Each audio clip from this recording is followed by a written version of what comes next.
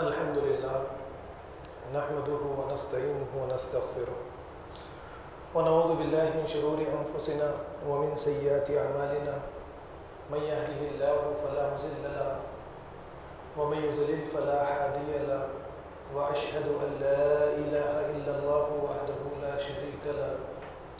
وأشهد أن محمدا عبده ورسوله أرسله بالحق بشيرا ونذيرا يا أيها الذين آمنوا اتقوا الله حق تقاته ولا تموتن إلا وأنتم مسلمون يا أيها الناس اتقوا ربكم الذي خلقكم من نفس واحدة وخلق منها زوجها وبث منهما رجالا كثيرا ونساء واتقوا الله الذي تساءلون به والأرحام إن الله كان عليكم رقيبا يا أيها الذين آمنوا اتقوا الله وقولوا قولا سديدا يصلح لكم أعمالكم ويغفر لكم ذنوبكم ومن يطيع الله ورسوله فقد فاز فوزا عظيما أما بعد فإن خير الحديث كتاب الله وخير الهدي هدي محمد صلى الله عليه وسلم وشر الأمور محدثاتها وكل محدثة بدعة وكل بدعة ضلالة وكل ضلالة في النار قال الله تعالى في القرآن المجيد فإذا قرأت القرآن فاستعذ بالله من الشيطان الرجيم أعوذ بالله السميع العليم من الشيطان الرجيم بسم الله الرحمن الرحيم إن الله اشترى من المؤمنين أنفسهم وأموالهم بأن لهم الجنة معزز حاضرین مسجد، پچھلے خطبہ جمعہ کے موقع پر میں نے آپ حضرات کے سامنے برکت اولیاء اللہ کے آثار سے حاصل کرے یا نبی کریم صلی اللہ علیہ وسلم کے آثار سے حاصل کرے یا اس کائنات کو مسخر کر کے برکت کو حاصل کرے، قرآن کریم کی آیات کی روشنی میں نے ان باتوں کو آپ کے سامنے واضح کرنے کی کوشش کی۔ جیسا کہ موجودہ وقت اور حالات کو سامنے رکھ کر مسلم معاشرہ اور سوسائٹی یا مسلم ممالک کو سامنے رکھ کر میں نے چند باتیں آپ کے سامنے پیش کرنے کی کوشش کی کہ جب کبھی بھی برکت کا ذکر نکلتا ہے، برکت کی بات نکلتی ہے تو مسلمانوں کے ذہن میں کچھ چیزیں آ جاتی ہیں کہ نبی کریم صلی اللہ علیہ وسلم کے منہ مبارک سے برکت حاصل کی جائے یا عصا مبارک سے برکت حاصل کی جائے یا آپ کی قمیص سے کپڑے وغیرہ ہیں یا اسی طریقے سے شیخ عبد القادر جیلانی ہیں یا دوسرے بزرگان دین اولیاء کرام ہیں، ان کے آثار سے برکت کو حاصل کرنا یہ ہمارا ایک طریقہ بن چکا ہے۔ لیکن میں نے قرآن کریم کے ذریعے سے اس بات کو ثابت کرنے کی کوشش کی اور اس سے پہلے بھی 2 یا 3 سال پہلے بھی اسے موضوع بناتے ہوئے میں نے آپ حضرات کے سامنے یہ باتیں رکھنے کی کوشش کی کہ برکت اللہ رب العالمین نے اس کائنات کو مسخر کرنا اور اس کائنات کو مسخر کر کے اس سے فوائد حاصل کرنا، دوسروں کو اس کے ذریعے فوائد پہنچانا، اس کے اندر اللہ رب العالمین نے برکت رکھی ہے۔ اس کے لیے مثال کے طور پر میں نے قرآن کریم کی آیات کو لے کر آسمان سے اللہ رب العالمین بارش کو نازل فرماتے ہیں اور اس کے بعد میں نے بتایا کہ بارش کے ذریعے جو برکت ہوتی ہے، سبزیوں کا اگنا، ترکاریوں کا اگنا، پھل اور اناج کا اگنا، یہ چیزوں کو میں نے برکت کے طور پر آپ کے سامنے پیش کیا۔ اور پھر اس کے بعد میں نے آپ کے سامنے ایک خاص بات رکھی کہ آپ ٹائیڈل انرجی کے بارے میں آپ اچھی طرح سے جانتے ہیں کہ سمندر پر ایک ڈیم بنا دیا جاتا ہے اور سمندر کے پانی کی لہروں کے ذریعے سے ٹائیڈل انرجی یعنی جو الیکٹرک جنریٹ کی جاتی ہے، ہمارے گھر گھر تک جو الیکٹرک پہنچائی جاتی ہے، لائٹ وغیرہ، یہ بھی ایک برکت ہے۔ میں نے یہ بات بھی آپ کے سامنے رکھی۔ یا پھر اسی طریقے سے آپ سورج کی گرمی تپتی ہوئی شعاؤں سے سولار انرجی بنائی جاتی ہے، یا میں نے بہت ساری باتیں آپ کے سامنے رکھنے کی کوشش کی جیسے کہ ٹیلی فون کو ایجاد کیا گیا یا اور بہت ساری باتیں آپ رکھ سکتے ہیں۔ ان تمام چیزوں کو آپ برکت کے اندر لے سکتے ہیں، جیسے مثال کے طور پر کچرے سے کرنٹ کا بنانا یا پھر دوسری چیزیں آپ لیتے چلے جائیں، انٹرنیٹ کا وجود میں آنا، بہت ساری چیزیں ہیں۔ یہ ساری چیزوں کو اللہ رب العالمین برکت کے طور پر قرآن کریم کے ذریعے ہمارے سامنے پیش کرتا ہے۔ پھر میں نے ان باتوں کو رکھنے کے بعد میں آپ کے سامنے ایک خاص بات پیش کی تھی کہ اللہ کے نبی صلی اللہ علیہ وسلم نے صحابہ کرام کی تربیت جو ہے منہ مبارک، عصائے مبارک، خمیس وغیرہ وغیرہ سے ہٹا کر، کیونکہ یہ ساری چیزیں بنی اسرائیل میں تابوت سکینہ کے نام سے چلی آ رہی تھی، اور بنی اسرائیل دیکھ چکے تھے کہ کبھی تائتس آ کر ان کو مارتا ہے، لاکھوں بنی اسرائیل کے افراد کو قتل کرتا ہے، اور تابوت سکینہ کو بھی اپنے ساتھ لے کر چلا جاتا ہے، جس سے یہ برکت حاصل کرتے تھے۔ تو نبی کریم صلی اللہ علیہ وسلم نے صحابہ کرام کو اس چیز کو سمجھایا۔ جنگ بدر کے لیے صحابہ کرام کی جسمانی اعتبار سے، روحانی اعتبار سے، یعنی ہر اعتبار سے، زمان و مکان کے اعتبار سے ان کی تربیت کی۔ 313 صحابہ کرام کو لا کر کھڑے کر دیا، اور انہوں نے کائنات کی تمام چیزوں کو مسخر کرتے کرتے جنگ بدر میں فتح حاصل کی ہے۔ اس کے لیے جنگ بدر میں صحابہ کرام نے کس طریقے سے فتح حاصل کی تھی، میں نے سورہ انفال کی آیات کو لے کر بھی آپ کے سامنے کچھ باتوں کو واضح کرنے کی کوشش کی کہ وہ آسمان سے فرشتے آئے، مشرکین کی گردنوں کو انہوں نے مارنا شروع کر دیا۔ وہاں پر بھی میں نے ان آیات کو لا کر آپ کو یہ سمجھانے کی کوشش کی تھی کہ فرشتوں نے صرف مشرکین عرب کے دلوں میں خوف پیدا کر دیا، صحابہ کرام کے دلوں میں فتح ان کی ہونے والی ہے اس چیز کا جذبہ پیدا کر دیا، اور تربیت یافتہ یہ لشکر تھا جس نے مشرکین عرب کے اوپر فتح حاصل کی۔ تو یہ باتیں میں نے پچھلے خطبہ جمعہ کے موقع پر آپ کے سامنے پیش کرنے کی کوشش کی۔ آج اس خطبہ جمعہ کے موقع پر ایک اہم مسئلہ ہے جسے، جیسا کہ ہمارے اپنے یہاں پر بھی، ہمارے یہاں پر اگر کوئی مسلمان بننا چاہتا ہے، لا الہ الا اللہ محمد الرسول اللہ، بس ختم ہو گیا کا، یا اشہد ان لا الہ الا اللہ و اشہد ان محمد رسول اللہ، بس ختم ہو گیا کا۔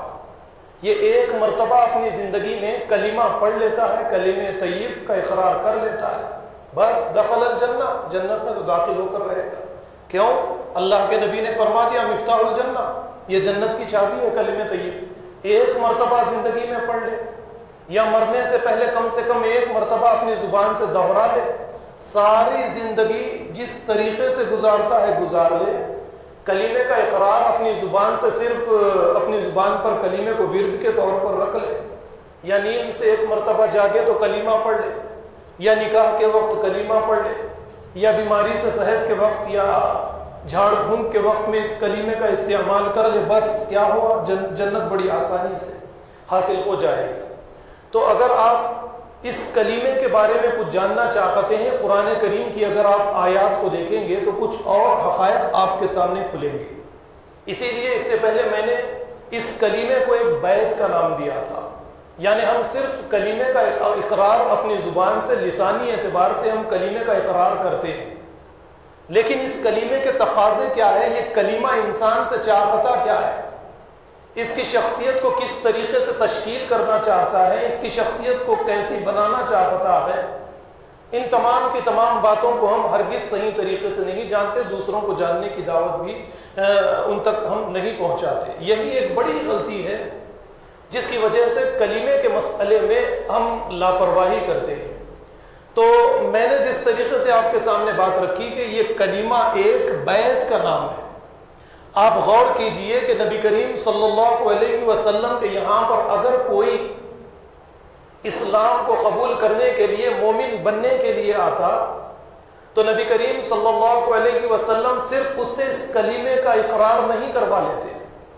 بلکہ نبی کریم صلی اللہ علیہ وسلم اس کے ہاتھ میں اپنا ہاتھ دیتے، اللہ کے نبی کا ہاتھ اوپر ہوتا، اور جو کوئی مسلمان بننے کے لیے آیا اس کا ہاتھ نیچے ہوتا۔ اللہ کے نبی اشہد ان لا الہ الا اللہ و اشہد ان محمد رسول اللہ یہ پڑھانے کے بعد میں کچھ چیزوں کا اس سے اقرار لیتے، لا تشرک باللہ، تو اللہ کے ساتھ کسی کو شریک نہیں کرے گا، چوری نہیں کرے گا، زنا نہیں کرے گا، پڑوسیوں کو تکلیف نہیں پہنچائے گا، لین دین میں کسی قسم کی کوئی کوتاہی نہیں کرے گا۔ کچھ چیزوں کا اقرار نبی کریم صلی اللہ علیہ وسلم لیتے تھے۔ تو کلمہ ایک بیت ہے، یعنی ایک انسان اپنے آپ کو یہ مسلمان بنانا چاہتا ہے تو آپ اچھی طرح سے یہ جان لیجئے کہ یہ اس بات کا وعدہ کرتا ہے، اس بات کا اقرار کرتا ہے کہ میں نے اللہ جنت کے لیے، اللہ کو راضی کرنے کے لیے اپنی جان، اپنی مال، اپنی اولاد کو دین اسلام کے غلبے کے لیے بیچ دیا ہے۔ آپ جب تک اس بات کو نہیں سمجھیں گے آپ نے کلمے کے تقاضوں کو پورا نہیں کیا۔ اور کلمہ پڑھنے کے بعد میں انسان صرف نمازی روزے دار نہیں رہتا، جس طریقے سے ہم آج نمازی روزے دار کی حد تک محدود ہو گئے، وہ ارتقائی منازل طے کرتے کرتے کرتے آخر میں اس مقام تک پہنچ جاتا ہے کہ جب ہاتھ اٹھاتا ہے آسمان کی طرف تو رب اس کی پکار کو سنتا ہے، اس کی پکار کو پوری کرتا ہے۔ وہ جس مقام پر چلے جاتا ہے وہاں پر اسے فتح حاصل ہو کر رہتی ہے۔ اس مقام تک یعنی اس طریقے سے ارتقائی منازل کو طے کرتے کرتے کرتے اس مقام تک اگر ہم نہیں پہنچتے تو ہم نے کبھی کلمے کے تقاضوں کو پورا کیا ہی نہیں ہے۔ اب لاکھ کہہ لے کہ مسلمان ہیں، یہ تو بات بار بار میں آپ کے سامنے رکھتا ہوں۔ اللہ کے ہر امر پر ہم مسلمان ہیں، اللہ کے ہر امر پر ہم کافر ہیں۔ وہ کیسے؟ میں آپ کے سامنے یہ باتیں سمجھاتا تھا کہ اگر اللہ نے کہا نماز پڑھو، ہم 5 وقت کے نمازی ہیں تو ہم نماز کے مسئلے میں مسلمان ہیں۔ اللہ نے کہا شراب مت پیو، ہم شراب پیے تو شراب کے مسئلے میں ہم کافر ہیں۔ اللہ نے کہا سود مت کھاؤ، ہم سود کھائیں تو سود کے مسئلے میں ہم کافر ہیں۔ اللہ نے کہا غیبت مت کرو، ہم غیبت کریں تو غیبت کے مسئلے میں ہم کافر ہیں۔ جتنی باتوں کو ہم نے مان لیا اتنی باتوں میں ہم مسلمان ہیں۔ ہم نے اللہ سے جو بیعت کی ہے اس کا اقرار، اس کے ساتھ وفاداری پر ہم قائم رہے، اور بیعت کے مسئلے میں جتنی چیزوں کو ہم توڑتے چلے جائیں اس میں ہم نے اللہ کے ساتھ بے وفائی کی ہے، ہم اللہ کے ساتھ وفادار دگی ہیں۔ چلیے اب اس بات کو سمجھانے کے لیے سب سے پہلے آپ لوگوں کو سورہ توبہ کی آیت نمبر 111 کی طرف لیے چلوں گا۔ اللہ رب العالمین نے یہاں پر فرمایا ان اللہ اشترى من المؤمنین انفسهم واموالهم بان لهم الجنہ، کہ بے شک ہم نے اہل ایمان سے ان کی جانوں کو اور ان کے مالوں کو جنت کے بدلے میں خرید لیا ہے۔ یہ ہے بیعت۔ یقاتلون فی سبیل اللہ فیقتلون ویقتلون، وہ اللہ کی راہ میں جہاد کرتے ہیں، دوسروں کو مارتے ہیں اور خود بھی مارے جاتے ہیں، یعنی قتل کرتے ہیں اور خود بھی قتل شہید کر دیے جاتے ہیں۔ اللہ تعالیٰ نے قرآن کریم میں فرمایا وعدن علیہ حقا فی التوراۃ والانجیل والقرآن، کہ ہم نے ان سے وعدہ کر رکھا ہے انجیل میں، توریت میں اور قرآن میں، ومن اوفی بعہدہ من اللہ، اور اللہ سے زیادہ سچا وعدہ کرنے والا اور کون ہے؟ اللہ نے آگے فرمایا فاستبشروا ببیعکم الذی بایعتم بہ، تمہیں خوشخبری دی جا رہی ہے، تم خوش ہو جاؤ، جو تجارت تم نے اللہ سے کی ہے یہ ضائع ہونے والی تجارت نہیں ہے۔ اللہ نے تمہاری جانوں کو، تمہارے مالوں کو جنت کے بدلے میں خرید لیا ہے، لہذا تم اپنی جان دے کر اس بات کا اظہار کرو کہ جو بیعت تم نے نبی کریم صلی اللہ علیہ وسلم سے کلمہ طیب کا اقرار کر کے کی ہے، یہ بیعت تم نے حقیقت میں اللہ سے کی ہے۔ جو ہاتھ تم نے اللہ کے نبی صلی اللہ علیہ وسلم کے ہاتھ میں دیا ہے، حقیقت میں یہ ہاتھ تم نے اللہ کے ہاتھ میں دیا ہے۔ جیسے وہ واقعہ کہ جب نبی کریم صلی اللہ علیہ وسلم کو خواب میں خانہ کعبہ کا طواف کرتے دکھایا گیا، نبی کریم صلی اللہ علیہ وسلم نیند سے جاگے تو اعلان کر دیا کہ ہم عمرہ کرنے کے لیے مکہ جائیں گے۔ اب یعنی مدینہ کے اندر ایک عجیب سی بات تھی کہ مدینہ میں اس وقت میں جانا اپنے آپ کو مشرکین کے حوالے کر دینے کے برابر تھا، کہ مشرکین جس طریقے سے چاہتے ہمیں قتل کر دیں، لیکن اللہ کے نبی صلی اللہ علیہ وسلم نے اعلان کر دیا۔ اور اس وقت میں کچھ منافقین بھی وہاں پر موجود تھے جنہوں نے جانے سے پرہیز کیا، اعتراض کیا، لیکن 1400 صحابہ کرام اللہ کے نبی صلی اللہ علیہ وسلم کے اس اعلان کے بعد میں تیار ہو گئے۔ اللہ کے نبی صلی اللہ علیہ وسلم نے اپنے ساتھ قربانی کے جانور بھی رکھ لیے، اور صرف ایک ایک تلوار اپنے ساتھ رکھ لی تاکہ مشرکین یہ سمجھ جائیں کہ ہم جنگ کرنے کے لیے نہیں آ رہے ہیں۔ اور اللہ کے نبی مکہ کی طرف روانہ ہوئے، ایک مقام پر آپ رکے، حضرت عثمان غنی کو بات چیت کے لیے مشرکین عرب کی طرف روانہ کر دیا۔ حضرت عثمان غنی وہاں پر روک لیے گئے۔ افواہ یہ عام ہوئی کہ حضرت عثمان غنی کو شہید کر دیا گیا ہے۔ اس وقت میں نبی کریم صلی اللہ علیہ وسلم نے 1400 صحابہ کرام سے بیعت لی۔ اللہ کے نبی صلی اللہ علیہ وسلم کا ہاتھ اوپر تھا، نیچے تمام صحابہ کے ہاتھ تھے۔ اللہ کے نبی صلی اللہ علیہ وسلم نے حضرت عثمان غنی کی موت کا بدلہ لینے کی بیعت کی، صحابہ کرام سے اس بات کا اقرار کیا کہ ہم یہاں سے حضرت عثمان غنی کا بدلہ لیے بغیر واپس نہیں جائیں گے۔ اس موقع پر اللہ رب العالمین نے سورہ فتح میں جو آیتیں نازل کی ہے، آپ اس پر غور کیجئے۔ ان الذین یبایعونک انما یبایعون اللہ ید اللہ فوق ایدیہم، کہ جو لوگ اے محمد صلی اللہ علیہ وسلم آپ سے بیعت کر رہے تھے، آپ کے ہاتھ آپ جن کے ہاتھوں پر آپ کا ہاتھ تھا، یہ حقیقت میں آپ کا ہاتھ نہیں بلکہ اللہ کا ہاتھ تھا۔ یہ لوگ اللہ سے بیعت کر رہے تھے۔ تو آپ ذرا غور کیجئے کہ اس طریقے سے ہمیں بھی روزانہ اپنی اس بیعت کی غیبانہ طور پر بھی نبی کریم صلی اللہ علیہ وسلم سے تجدید کرنی چاہیے۔ ہاں یقیناً اللہ کے نبی صلی اللہ علیہ وسلم دنیا میں نہیں گئے۔ ہم کلمے کا اقرار، ہم کلمے کی تجدید، ہم کلمے کو اپنی زبان سے اگر ایک نظریے کے طور پر کلمے کو لیں گے، اور جس طریقے سے نبی کریم صلی اللہ علیہ وسلم صحابہ کرام کو یہ کلمے کا اقرار کرواتے تھے، اس طریقے سے اگر ہم کلمے کا اقرار کریں گے تو دین کے غلبے کے لیے ہمارے اندر ایک کردار پیدا ہوگا۔ اس وقت تک ہمارے اندر دین کے غلبے کے لیے کردار پیدا نہیں ہوگا جب تک ہم اس کلمے کو ایک نظریے کے طور پر نہیں لیتے۔ جیسا کہ قرآن کریم آپ دیکھیے، سورہ ابراہیم کی طرف آپ کو لیے چلو۔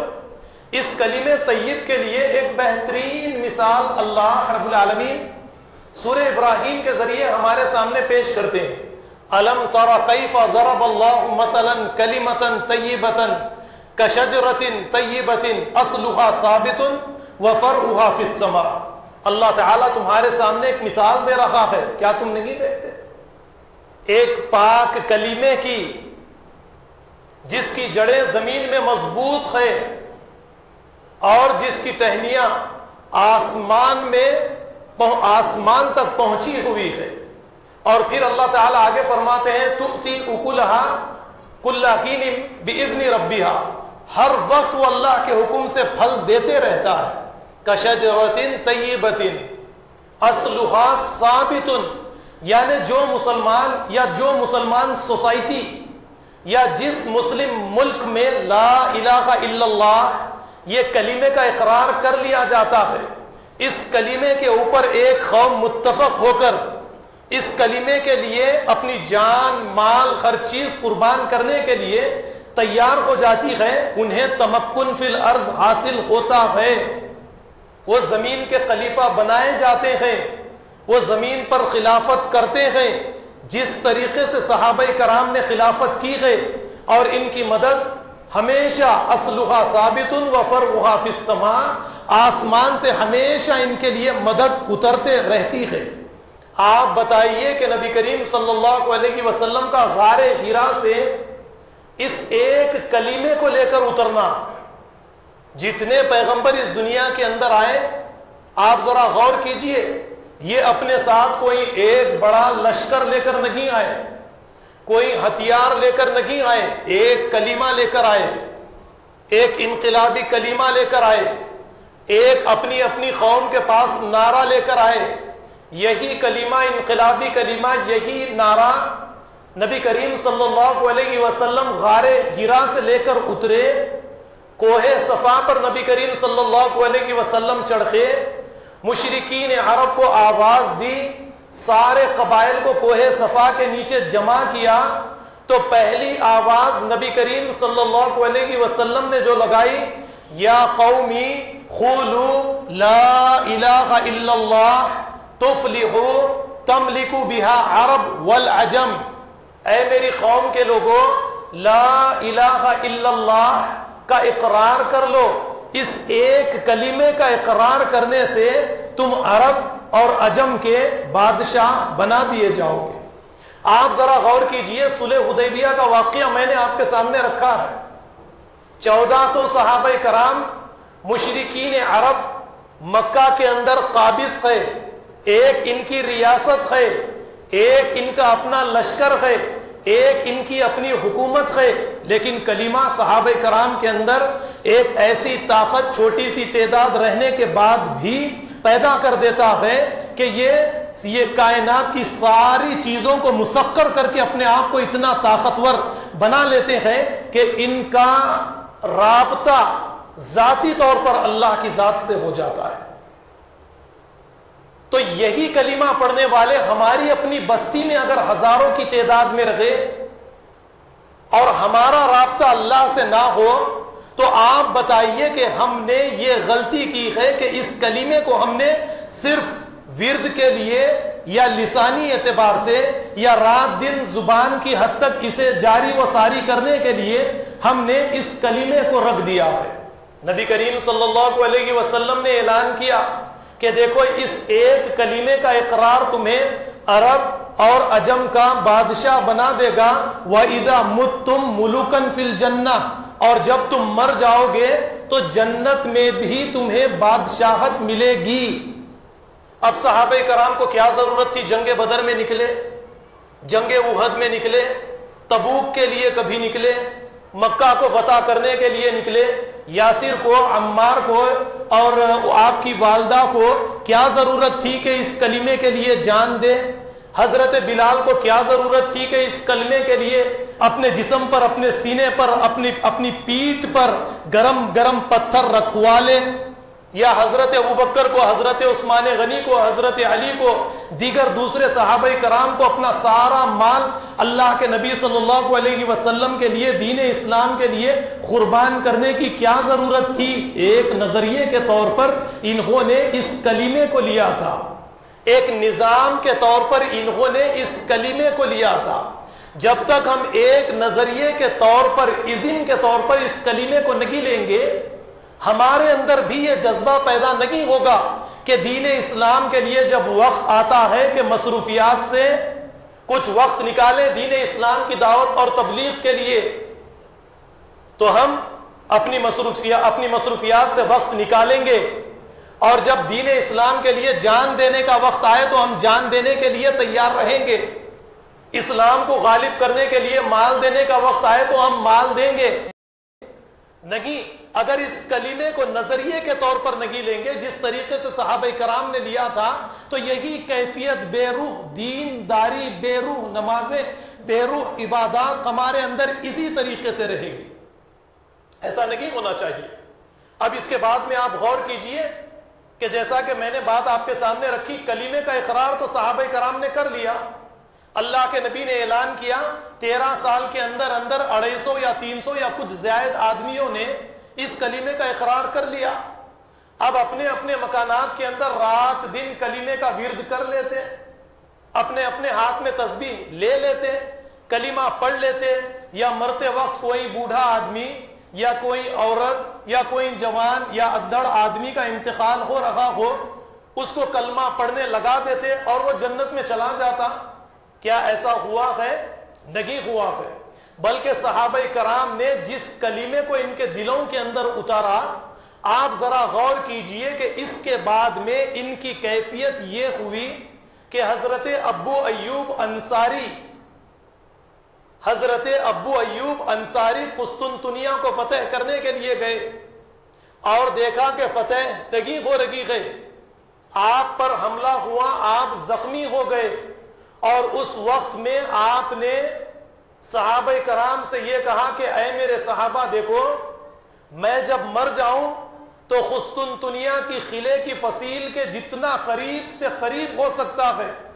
مجھے لے جا کر یہاں پر دفن کر دینا۔ مجھے اس بات کی امید ہے کہ اللہ کے نبی صلی اللہ علیہ وسلم نے یہ فرمایا کہ قسطنطنیہ فتح ہو کر رہے گا، میں قسطنطنیہ کی یعنی اس قلعے کی فصیل کے قریب انتظار کروں گا کہ کون مسلمان آ کر اللہ کے نبی صلی اللہ علیہ وسلم کی اس پیشن گوئی کو پورا کرتا ہے۔ کلیمہ نے یہ جذبہ ان کے اندر پیدا کیا تھا۔ کئی صدیاں گزری، محمد فاتح نے قسطنطنیہ کو فتح کیا، آپ اچھی طرح سے جانتے تھے۔ تو یہ کیفیت مسلمانوں کے اندر کلمہ پیدا کرتا ہے، آپ کو بے روح دینداری کے اندر داخل نہیں کرتا۔ آپ کے اندر کلمہ آپ کے دل کے اندر جب داخل ہوتا ہے تو آپ کو ایک انسان سے یعنی ایک سپر انسان بنا دیتا ہے، آپ کے اندر ایک خوشنما تبدیلیوں کا ظہور شروع ہو جاتا ہے۔ آپ اس معاشرے سے کٹتے ہوئے معاشرے کے اندر جو چیزیں خدا کی پسندیدہ ہیں ان چیزوں کو آپ اپنانا شروع کرتے ہیں، اور معاشرے کے اندر، سماج کے اندر رسم و رواج کے اعتبار سے یا عبادات کے اعتبار سے یا فکر کے اعتبار سے یا نظریے کے اعتبار سے وہ ساری چیزوں سے آپ اجتناب کرنا شروع کر دیتے ہیں جو چیزیں خدا کو ناپسند ہے، اور ان چیزوں سے آپ جڑنا شروع کر دیتے ہیں جو چیزیں خدا کی پسندیدہ چیزیں ہیں۔ یعنی اس کو اگر میں اس طریقے سے کہوں کہ ایک آدمی لا الہ الا اللہ محمد الرسول اللہ کا اقرار کرتا ہے تو اس کے بعد میں یہ جان لیتا ہے کہ اب میری زندگی میں قربانیوں کا ایک سلسلہ شروع ہو چکا ہے، مجھے رات اور دن قربانیوں پر قربانیاں اب دینی پڑے گی، یہاں سے مجھے روزانہ اپنی شخصیت کا محاسبہ کرنا ہے، اپنی شخصیت کا تزکیہ کرنا ہے۔ اس کے بعد میں وہ سب سے پہلی قربانی جو ہے اس دنیا کے اندر جن چیزوں کی دیتا ہے وہ ہے اخلاق، کردار، رویہ، اور دوسری قربانی اس دنیا کے اندر جو انسان دیتا ہے یعنی ایک کے بعد ایک مراحل اس کی زندگی کے اندر آتے چلے جاتے ہیں۔ اب دوسری قربانی اس کے سامنے جو آتی ہے وہ عملی دنیا میں ہے، معیشت، تمدن، معاملت داری، ان تمام چیزوں کو وہ اپنے سامنے رکھتا ہے اور دیکھتا ہے کہ میری معیشت، میرے کمانے کا طریقہ اللہ کی پسند کے مطابق ہے یا نہیں ہے، یہ تمدن، یہ معاشرہ، یہ رسم و رواج اللہ کی پسند کے مطابق ہے یا نہیں ہے۔ اس طریقے سے صرف اور صرف کلمہ اخلاص کا، کلمہ طیبہ کا اقرار کرنے والا وہی چیزوں سے محبت کرتا ہے جو چیزیں اللہ کی پسندیدہ ہے، اور ان چیزوں سے نفرت کرتا ہے جو چیزیں اللہ کو ناپسند ہے۔ اس طریقے سے وہ آگے دن بدن آگے بڑھتا چلا جاتا ہے، اور اس کے بعد میں یہ قربانی کے اس میدان میں داخل ہو جاتا ہے جہاں پر صرف حرام چیزیں ہی نہیں بلکہ وقت آنے پر اسے اپنی زندگی کے جائز اثاثے بھی اللہ کے فرمان کے لیے قربان کر دینے پڑتے ہیں، وہ ان چیزوں کی بھی قربانی دے دیتا ہے۔ جب دین اس سے اس کی دولت کو مانگتا ہے، اس کی اولاد کو مانگتا ہے، یہ قربانی دینے کے لیے تیار ہو جاتا ہے۔ اس کی ایک مثال، ابراہیم نے بیٹے سے سوال کیا، انی رآ فی المنام انی اذبحک فانظر ماذا تری، میرے پیارے بیٹے میں نے خواب میں تجھے ذبح کرتے ہوئے دیکھا ہے، رائے کیا ہے تیری یہ تو بتا۔ بیٹے نے کیا کہا، یا ابت افعل ما تؤمر ستجدنی انشاء اللہ من الصابرین، اے میرے والد جس بات کا آپ کو حکم دیا گیا آپ اسے پورا کیجئے، یقیناً آپ مجھے صابر پائیں گے، مجھے آپ صبر کرنے والا پائیں گے۔ تو اس طریقے سے مسلمان جو ہے اس یعنی قربانی کے اس آخری میدان میں پہنچا دیا جاتا ہے کہ جہاں پر اسے مال قربان کرنے کا مسئلہ آتا ہے یہ اپنا مال قربان کر دیتا ہے۔ اب آپ بتائیے ہمارے اپنے ہندوستان میں 20 کروڑ مسلمان اگر صحابہ کرام کی طرح قربانیاں دینے کے لیے تیار ہو جائیں، جب نبی کریم صلی اللہ علیہ وسلم نے ایک غزوے کے موقع پر یہ کہا تھا کہ ہتھیار کی کمی ہے، میں تم سے مال کا مطالبہ کرتا ہوں۔ حضرت عمر تو اپنے گھر کا آدھا مال لے کر آ گئے، حضرت ابوبکر صدیق اپنے گھر کا سارا مال لے کر آ گئے، اور جب سوال کیا گیا ابوبکر گھر والوں کے لیے کیا چھوڑا، تو آپ کا کیا پیارا جواب تھا، میں نے گھر والوں کے لیے اللہ کو اس کے رسول کو چھوڑا۔ ہم اپنے مال میں سے کیا دینا پسند کرتے ہیں؟ اللہ کی راہ میں دینے کے لیے میرے اور آپ کے پاس ہے کیا؟ اپنی جان سے، اپنی مصروفیات سے، اپنے مال سے ہم اللہ اور اس کے رسول کو راضی کرنے کے لیے کیا کرتے ہیں؟ اگر اس طریقے کا ہمارا دین رہے گا اور اس طریقے سے ہم کلمہ پڑھیں گے، اس طریقے سے کلمے کی تجدید کریں گے، تو یقین مانیے کہ اسلام قیامت کے آخری دن تک کے لیے بھی اس زمین پر غالب نہیں آئے گا۔ اسلام کو غالب کرنے کے لیے آسمان سے فرشتے بھی آنے والے نہیں ہیں۔ یا یہ باتیں کہ قیامت سے پہلے نام کیا ہے، مسیح موعود آئیں گے، عیسیٰ علیہ السلام، وہ تو آنے کے وقت میں آئیں گے، کیا ہے کیا نہیں، لیکن اس سے پہلے تو اللہ نے ہمیں فرمایا کونوا انصار اللہ، تم اللہ کے مددگار بنو۔ ہم جب تک اللہ کے مددگار نہیں بنیں گے اللہ بھی ہماری مدد ہرگز نہیں کریں گے۔ تو اس کے لیے دیکھیے، یہ آخری قربانی جب اللہ بندے سے اس کی جان مانگے تو بندہ اپنی جان دینے کے لیے تیار ہو جائے۔ اب میں نے قرآن کریم کی سورہ توبہ کی آیت آپ کے سامنے پہلے پڑھی، ان اللہ اشتری من المؤمنین انفسهم واموالهم بان لهم الجنہ، کہ بے شک اللہ تعالیٰ نے اہل ایمان سے ان کی جانوں کو، ان کے مالوں کو جنت کے بدلے میں خرید لیا۔ یہ سودا ہو گیا۔ آپ نے لا الہ الا اللہ محمد رسول اللہ کا اقرار کر لیا، آپ نے اللہ سے، رسول سے بیعت کر لی اس بات کی کہ میں اللہ دین اسلام کو غالب کرنے کے لیے وقت پڑے گا جان کو قربان کر دوں گا، اور وقت پڑے گا میں اپنے مال کو قربان کرنے کے لیے تیار رہوں گا۔ یہی تین چیزیں جو میں نے آپ کے سامنے رکھی ہے، ایک انسان کلمے کا اقرار کرنے، ایک ایمان یعنی کلمے کا اقرار کرے، اور ایمان بھی کیا ہے؟ ایک عظیم امتحانی مہم میں شریک ہونے کا فیصلہ کرنا ہے۔ ایمان لانا، مسلمان بننا، یہ کوئی معمولی چیز نہیں ہے۔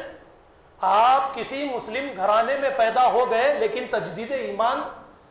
انسان کو شعور میں آنے کے بعد میں تجدید ایمان کرنا ہے، یہ ایک عظیم امتحانی مہم ہے۔ اس مہم میں شریک ہونے کا فیصلہ کرنا ہے۔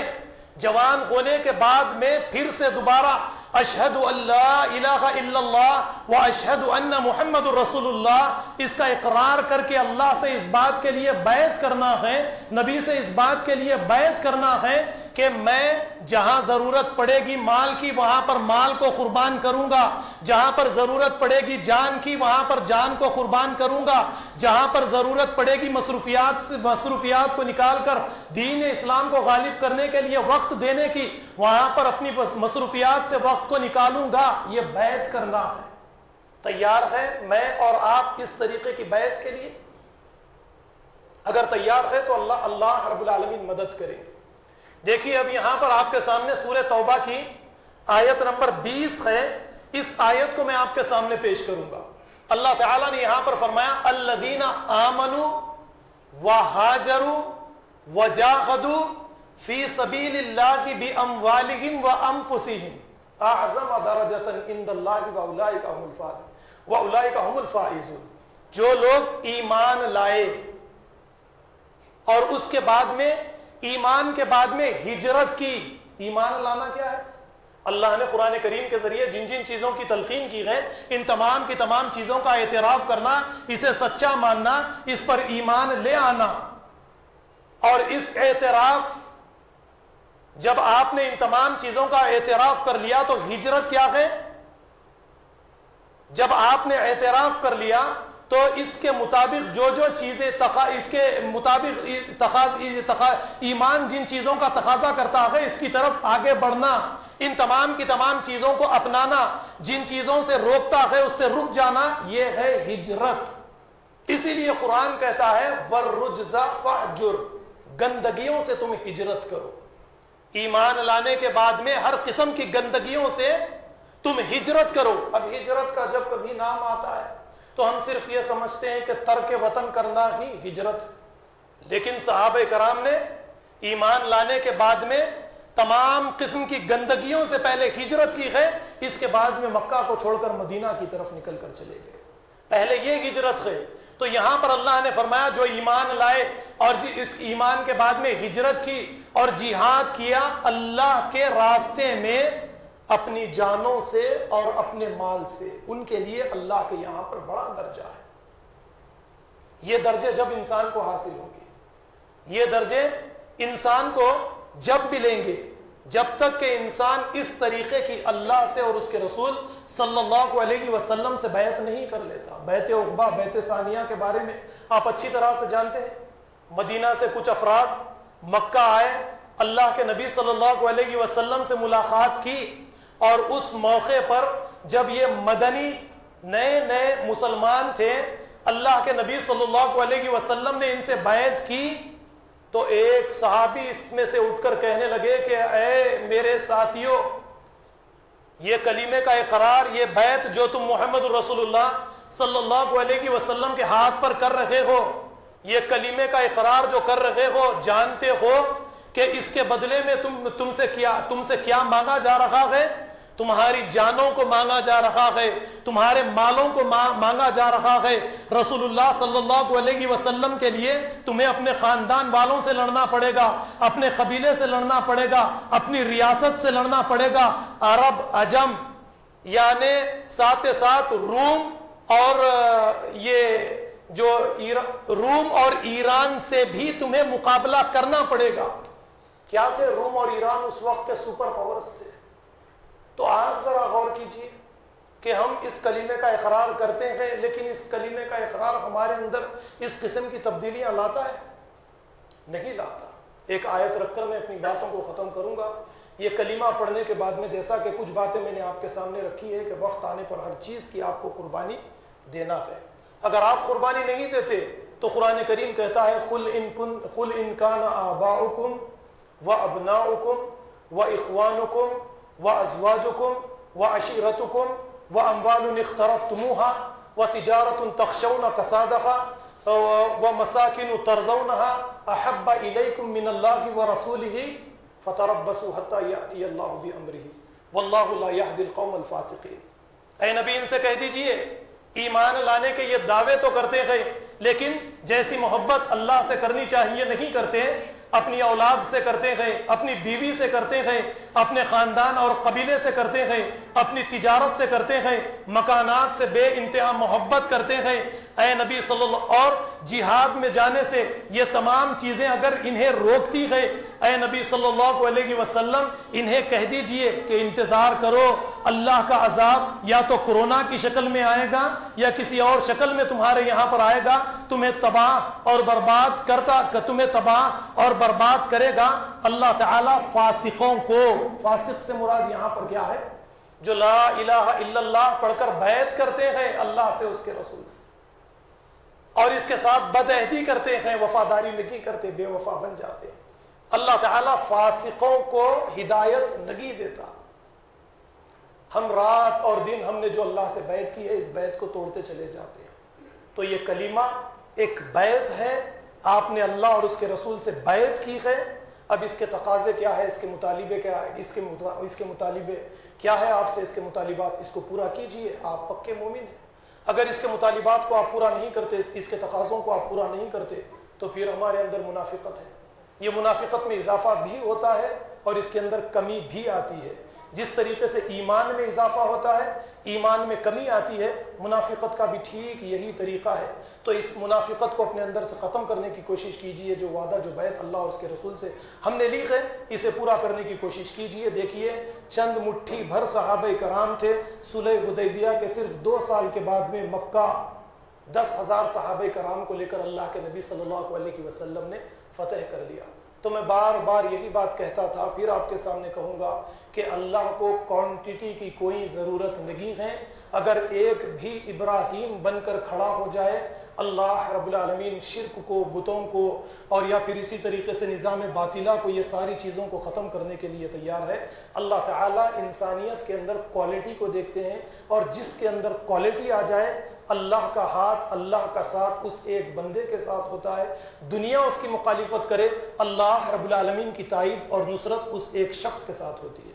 میں اپنی باتوں کو یہیں پر ختم کروں گا اور اللہ سے دعا کرتا ہوں کہ جو کچھ بھی کہا گیا ہے اللہ تعالیٰ ہمیں اسے سمجھنے والا، دوسروں کو سمجھانے والا بنائے۔ آخر میں ایک ضروری اعلان بھی آپ کے سامنے یہ کرنا ضروری ہے کہ ہماری اس مسجد میں سکندرآباد کی ایک ناچارام میں ایک مسجد تعمیر ہو رہی ہے، اور مسجد کے لیے ایک زمین خریدی گئی ہے، تو کچھ بیانہ اس مسجد کے لیے دے دیا گیا ہے، کچھ لاکھ روپیوں کی ضرورت باقی ہے، لہٰذا کچھ نوجوان ہماری مسجد کے اندر یہاں پر اس مسجد کے تعاون کے سلسلے میں تشریف لے کر آئے ہیں۔ میری آپ لوگوں سے یہ گزارش ہے کہ ہماری اپنی بستی بارکس میں جو افراد دور دور سے تشریف لے کر آتے ہیں انہیں اس بات کا پورا یقین ہے اور انہیں اس بات کے بارے میں اچھی طرح سے معلومات ہے کہ جو ہماری بستی میں آتا ہے یہاں سے اچھا خاصا تعاون حاصل کر کے جاتا ہے۔ لوگ، میں دوسری مساجد کو بھی کبھی خطبہ دینے کے لیے جاتا ہوں تو وہاں پر ہمارے اپنی بستی کے افراد کی تعریف کرتے ہیں کہ یہاں کے لوگ دل والے ہیں، مساجد مدارس کے مسئلے میں دینے کا جب مسئلہ آتا ہے تو دل کھول کر دیتے ہیں۔ تو لہٰذا مجھے اس بات کی امید ہے کہ آپ جاتے وقت میں دل کھول کر اس مسجد کے لیے تعاون کریں گے، اللہ رب العالمین آپ کو اس کا بہترین اجر دیں گے انشاءاللہ۔ وآخر الدعوانا ان الحمد للہ رب العالمین۔